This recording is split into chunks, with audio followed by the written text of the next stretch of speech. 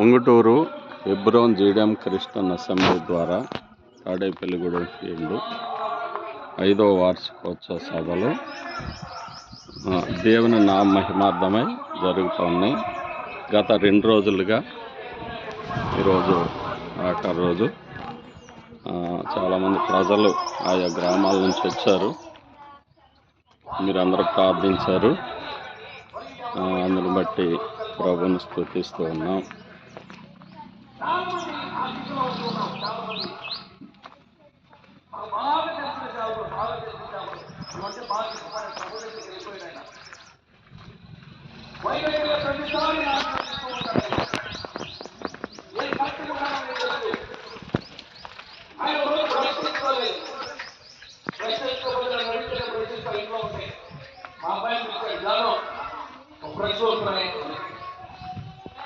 అంటే నేను మాట విన్నది ఎవరు చెప్తున్నాడు? పిల్లల్ని ప్రోత్సహిస్తున్నాడు. ఇలాంటి వాళ్ళు కూడా ఉంటారు. గమనించడమా, ఒక ఇంటికి మనం వెళ్ళామంటే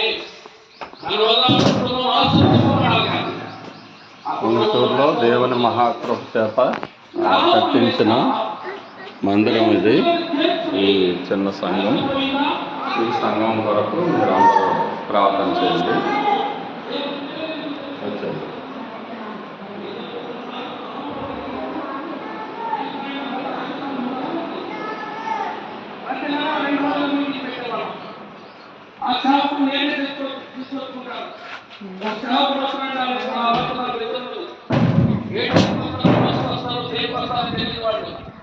వాళ్ళు ట్రాక్ చేసుకుంటా ఉంటారు, ఫోన్ చేసుకుంటా ఉంటారు, ఒక గంట ముందే చేస్తూ ఉంటారు.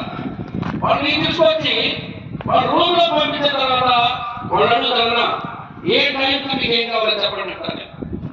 బెడ్గా మీద అవుతారా, టీలు అవుతారా, టిఫిన్ ఏం తింటారు, భోజనం ఏం తింటారు, వరుసనే తీసుకుని ఆ టైం ప్రకారం నా భార్య చేసి ఆ గదిలోకి పంపిస్తా ఉంటాను. ఒక సేవకుడు చేస్తున్నప్పుడు చూడవలసిన బాధ్యత ఉంది. అంతేగాని వారి వల్ల మనము ఇబ్బంది పడకూడదు. వారి వల్ల వారు చేస్తున్నట్టు మనము అయ్యో ఇలాంటి వాళ్ళిద్దరికి ఒక రూము, డ్రైవర్కి ఒక రూము. సరే అయిపోయింది. వెళ్ళేటప్పుడు నేను ఎవరినైతే పిలిచానో ఆ బ్రదర్ నాకు ఫోన్ చేశానా, ఎంత ఇచ్చారు అన్నాడు. చిన్న సంఘం కదా, 4,000 ఎంత ఇచ్చుంటారంటే ఆయన ఏమన్నా తెలుసా, మా డీజిల్ ఖర్చులు కూడా రాలేదన్నా. ఆయన ఒక మెసేజ్ చెబితే 10,000 ఇస్తారన్నా అన్నాడు. చావుకి ఎందుకు వచ్చావు? ఒకసారి ఆలోచన చేయండి.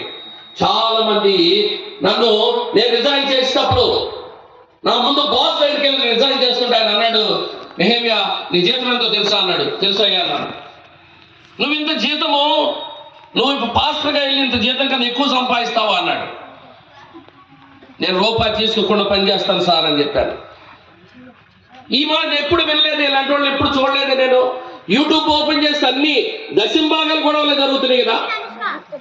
లేదండి, నేను దేవునికి ఒక్క మాట ఇచ్చాను, నేను ఎక్కడికి వెళ్ళినా కానీ ఒక రూపాయి తీసుకోకుండా పనిచేస్తానని మాట ఇచ్చానని చెప్పాను. ఆయన చాలా సంతోషపడిపోయాడు. ఈ దినాల్లో ఇలాంటి వారు కూడా ఉంటున్నారా? ఎందుకు చెబుతున్నానంటే, ఒక వ్యక్తిని చేర్చుకున్నప్పుడు మీకు ఇంకో సంగతి తెలుసా, నార్త్ సైడ్ నుంచి ఒక సేవకుడు బయలుదేరినప్పుడు ఫోన్ చేస్తాడు, అన్నా 2 రోజులు ఖాళీలు ఉన్నాయి తీసుకుంటారా అంటాడు. తెలియక నేను తీసుకుని బర్త్పూడి పంపించాను. ఆయన గారెల్లో నూనె ఉండకూడదు అంటాడు. ఇలా పిండుతాడు ఆయన, గారెల్లో నూనె ఉండకూడదని. వేడి నీళ్ళు కావాలంటాడు. నేను చికెన్ తిన్నా, మటన్ కావాలంటాడు. ఇలాంటి బాధలన్నీ పడి మా నాన్నగారు 2వ సారి చెప్పాడు, అరే ఆయన మాత్రం ఇంకా పిలవద్దు అని చెప్పాడు.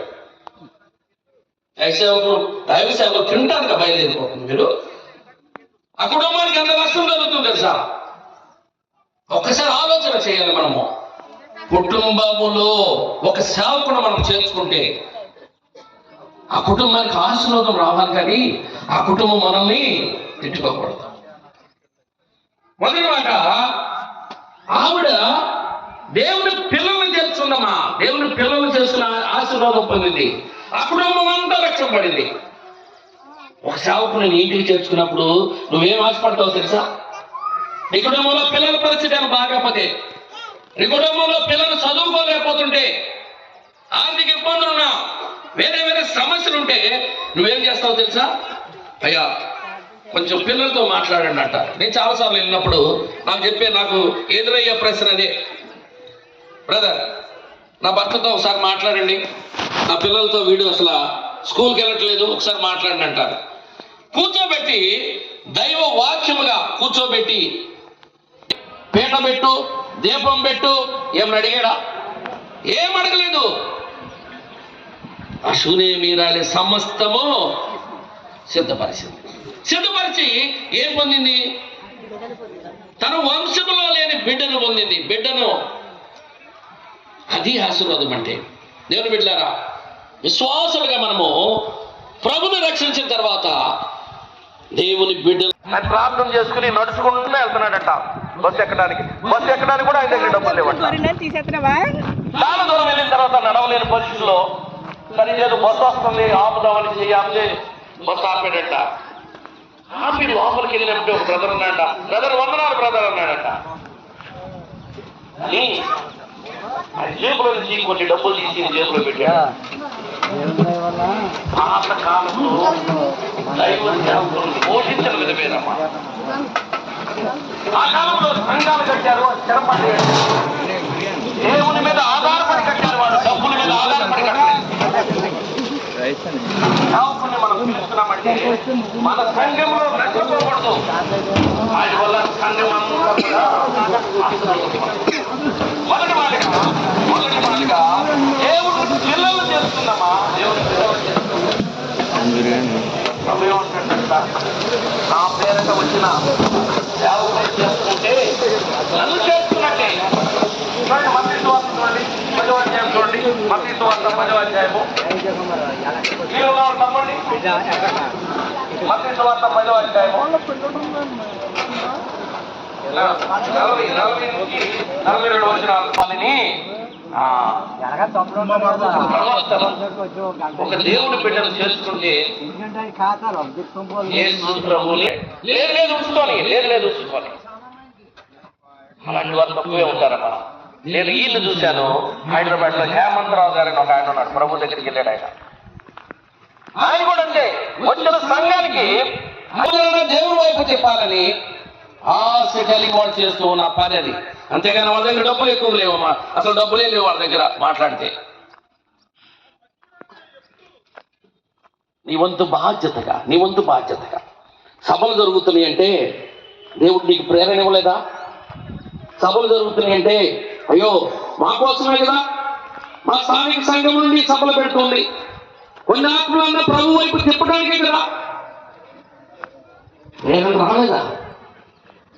ఒక 100 రూపాయలు అయ్యా మా కుటుంబం తరపున ఒక 100 రూపాయలు తీసుకోండి అని ఇవ్వగలిగే ఆ భాగ్యము దేవుడు నీకు ఇచ్చాడా? ఒక్కసారి ఆలోచన చేయడమ్మా. కనుక మొదటి మాటగా దేవుని పిల్లలను